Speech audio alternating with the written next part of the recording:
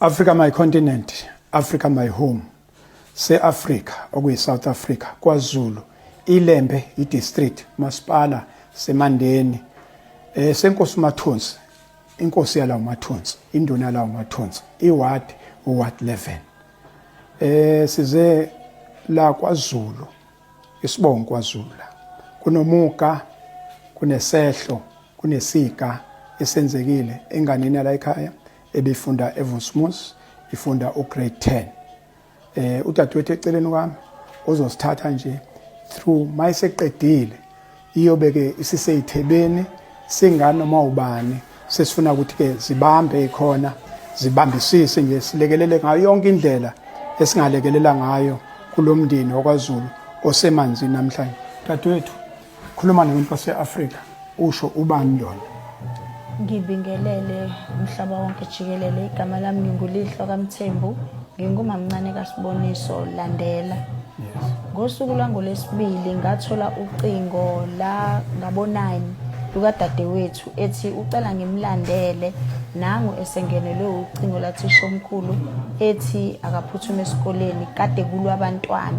Ngokucabanga kaSisi ngenxa ukuthi wayengatshelwanga ukuthi balwa kanjani, kodwa wezwa kuthiwa kulwa abantwana sekulimele owakhe, wayetshethi kushuthi ugwaziwe. Wayeseke uSisi esengitshela lokho ukuthi sekulimele abantwana ngathi owakhe usegwaziwe. Ngaphuma ke la ebengibamba khona itoho, ngaphuthuma esikoleni eVosmos. Uma ngifika eVosmos ngifica uSisi uhleli phandle everandi, uhleli nomunye udadewethu futhi wayesefikile waba wesibili nabanye sikhonza nabo enkonzweni. Uma ngibuza ukuthi kwenzakaleni, kwathi uSisi selokhu ngifikile haze ngitshelwe lutho. Ngalesa sikhathi kwase ku past 9 bese ngiyenza lento ukuthi ngoba ilanga lalishisa lishaya kuSisi ngqo, ngabe sengizama ukumkhandela ithunzi ngejezi, ngibona ukuthi usezidelile akanaki ngishilanga. Kwase kuba khona owathi ucela singene ngaphakathi eoffice. Uma singena ngaphakathi eoffice sadluliswa la kunemishini khona yophotocopy, saphinde sayiswa kwelinye office elisekhoneni elalibukana nelalibhala ukuthi principal, noma ngasalibukanga esangena kulona ukuthi lalibhalwe ukuthini. Sahlala kulona ke lelo ke sahlala lapha washaya u10, washaya past 10. Akekho zakuthini ngoba oweza kuthina wathi usihlalo we-GBV ini SGB khona lo school governing board. Yes. Wathi uyasizwa siyakhala sifisa ukuzwa ukuthi kwenzakaleni, ucela ukulekelela asixoxele ukuthi kwenzakaleni. Ngokwami ngazitshethi kushuthi bekhona wabese qala esethuthola ucingo. Hayi ngamisa ngathi hayi ngiyacela Sisi singayiqhubikele ngoba wena uthi uthole ucingo. Uma uthola ucingo kushuthi uzositshela indaba engaphelele, thina sifuna indaba ephelele yomuntu obonile. Wayesethi ukuthi uyacela simdedele kancane achaze. Ngabe sengiyamnika ithuba ngathi ngicela achazeke yena uzwe kuthiwani.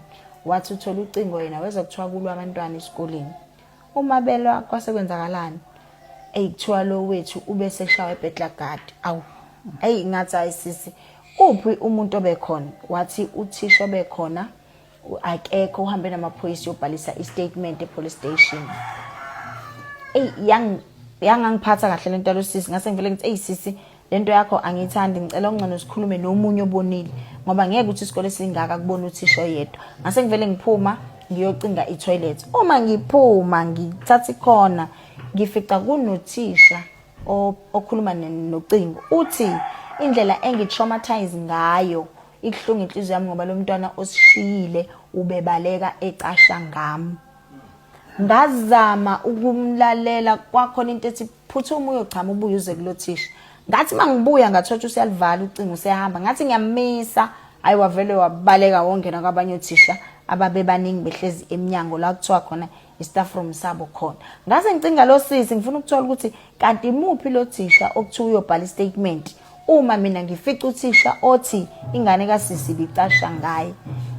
Kwacaca ukuthi hayi angimtholi lo Sisi lo obethe uyisekela sihlalo. Ngabuyela ngaphakathi ke ngohlala la kuhleli khona uSisi. Kwabe sekungena iphoyisa elathi lumseshi ucele waseSundumbili. Leli yaphoyisa inkulumo yalo yayingaqondile kodwa yayitshengisa ukuthi kungazuthi umzimba wengane bafuna uhambe singawubonanga ngoba umseshi wathi senizwile ukuthi kwenzakaleni sathi cha asizwanga wathi ngifuna ukukutshela mawengane ngoba wayibuka usisi ngqo ethi ngifuna ukukutshela mawengane ukuthi ungayivumi lento abafuna ukuthi yenzeke ukuthi ikhamba umzimba wengane ungawubonanga sathi sina ngeke yenzeke le nto wathi mina nginitshela lokho ukuthi ningayivumi le yonto kwabeke sekufika ke ubaba ke owabuza ukuthi kungenzeka kanjani ukuthi kuthiwe namanje ngambona umzimba sicela ukubona umzimba kanti emveni kwami mina kwafika indodana kadadewethu second born yaqonda kumaphoyisa la kwakufake khona ama danger tape yathi icela ukubona umfo wabi ingakayi ngisho kumawayo ngokusho kwayo ithi amaphoyisa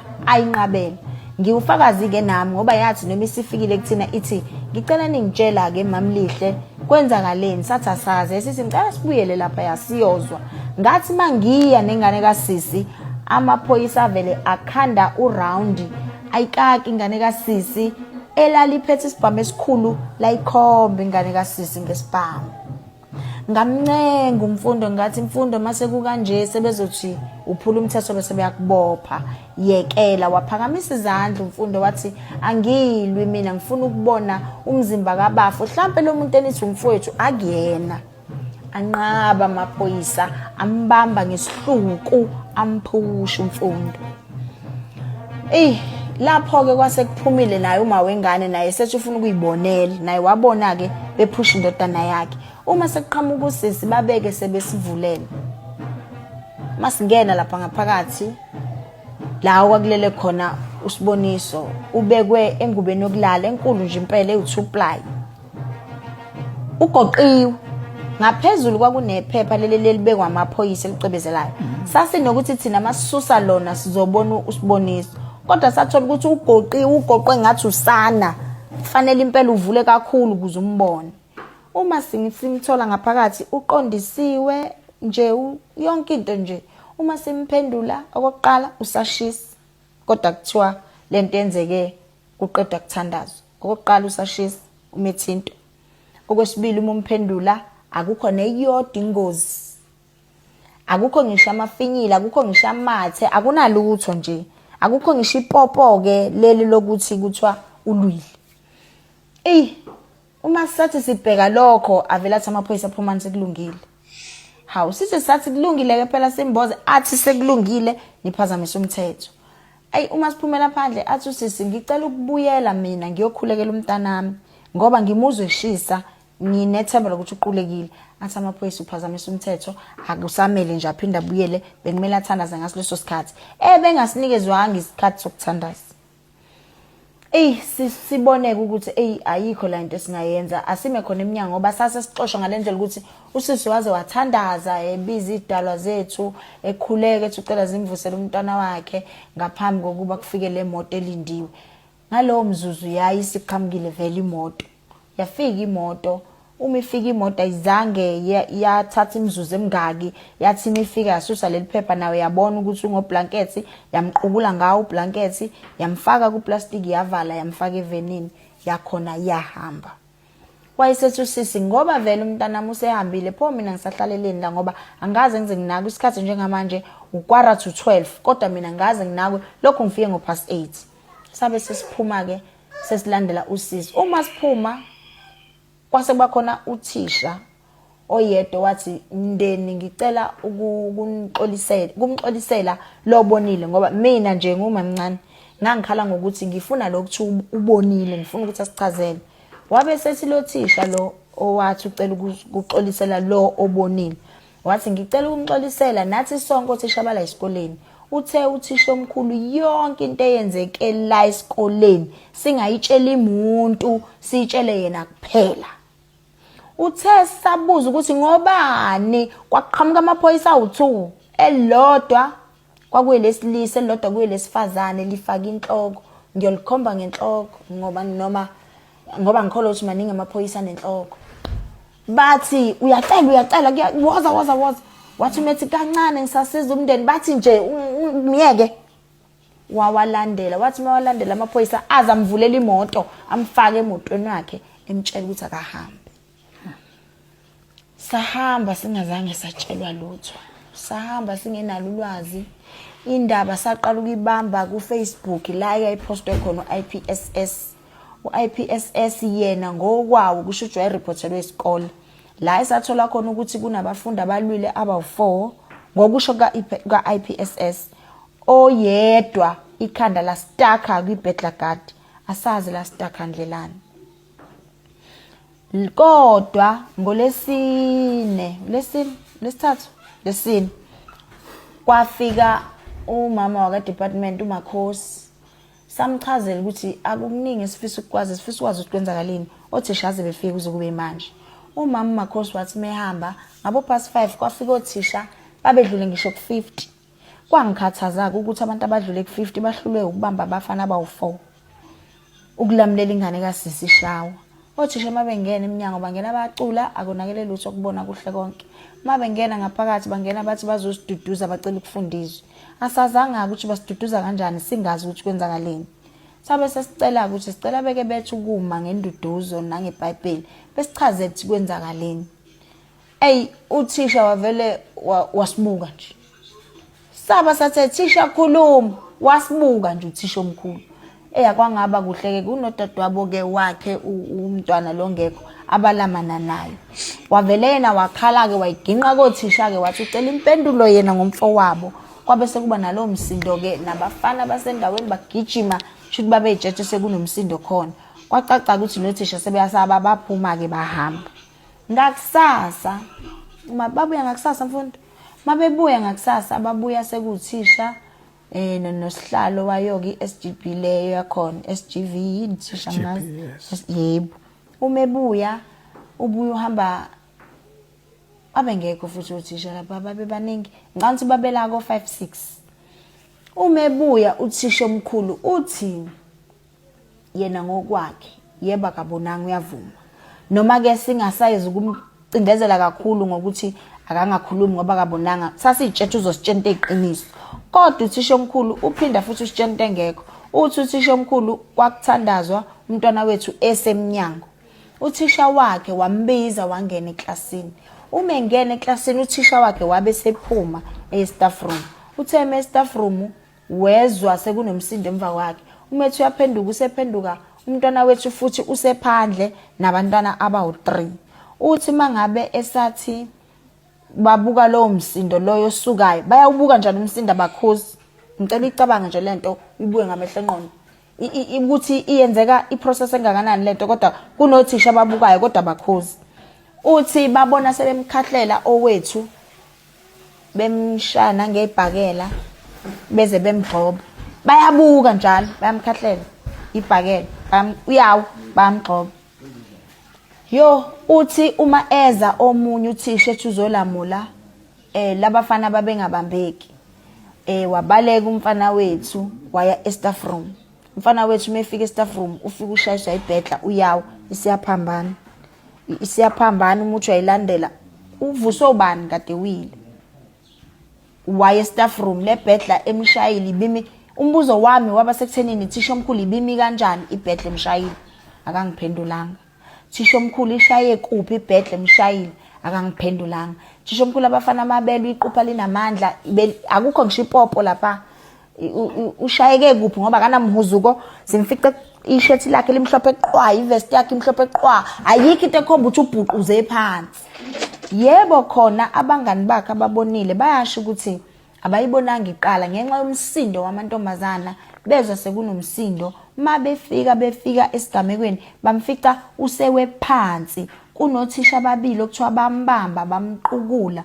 Kuthiwa umfana oyedwa wamkhahlela intamo yabheka esayidini elilodwa wakhihliza amagwebu waluza ibhalansi ebanjwe wothisha wahamba waze wongena e-staff room ebanjiwe. Kodwa uthisha omkhulu masimbuza ngaleyo nto akafuni ukuyicacisa.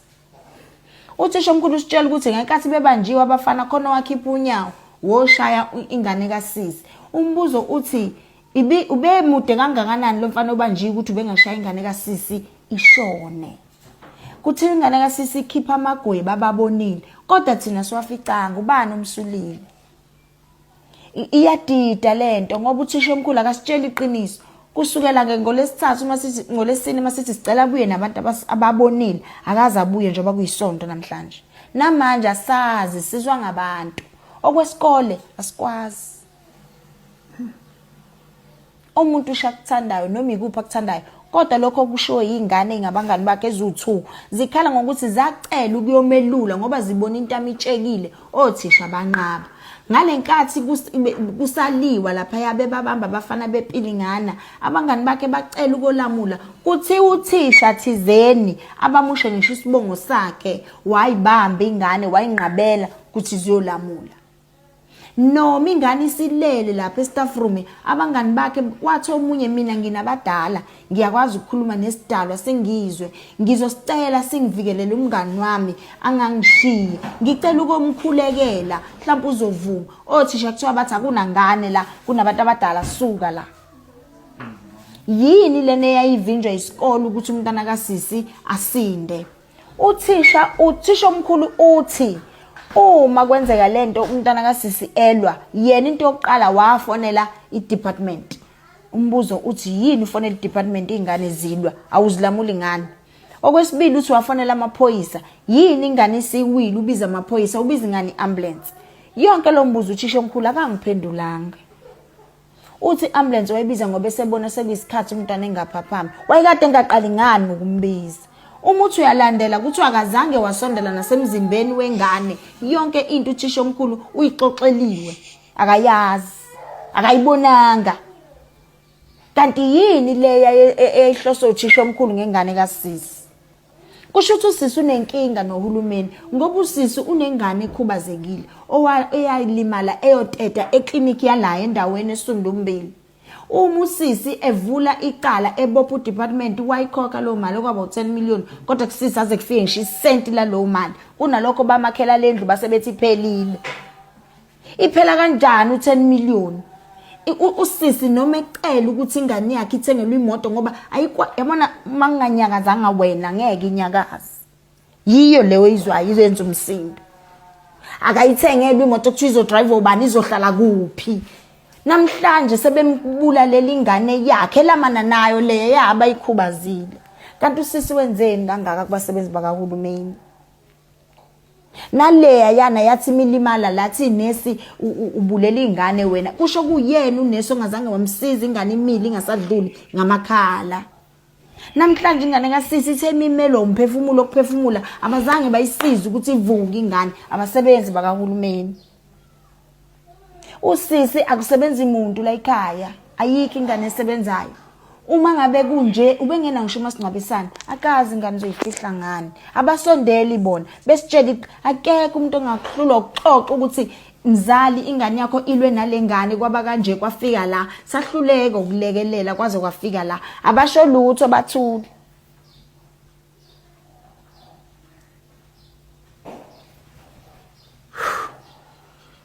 Kulikhona. Okay, sobuza into ezo2 zobuza nje ubekubili. Abamele abaphethe indaba lengane baphi ngicabanga ukuthi lengane ne-trust. Yebo iwona ke impela utrust esathi mangabe ngihamba ngiphelezela usisi siya le kaAbsa eThekwini la ukuthiwa imali kaSisi yangena khona funa khona singena isi6 million kodwa kusisi kude kulethiwa u5000 ngenyanga futhi nakhona kuthiwa uyisinxephezela ngisaze sande leso sinxephezela. Abamela basatholakala oqala okuyena okusho ukuthi wathi mebaleka wabaleka kwaNyamalala imillion emabhukwini mabesho kaAbsa akwaziwa. Uma sengifikile mina kaAbsa noSisi bazongitshela 3 million uinvestwe phesheya ngibuza ukuthi inzali izalela bani angikutholi lokho. Kwatshelwa bani ukuthi imali kaSisi iyo investor phesheya angikutholi lokho. Kwathi u2 million investe la eSouth Africa ngibuza ukuthi inzalo yalo 2 million yini yona yipi ngabe yiwona lo 5000 ngoba imali ngokwazi kwami iya fluctuate yindaba kaSisi ihlezi u5000 angitholi impendulo. Namanje sabacelile bathi ene usisi akenze license useyenzile imoto bathi izohlala kanti ubani ofanele anaka indaba ukuthi imoto izohlala ngoba kwabo ukuthengela ingane imoto ngemali yayo. Useyenzile license still abamnaki. bakhindla bayifake ngisho amakhethini kwampahla kwaliwa sekufanele beyithenge igama le trust uyalazi justice ujustice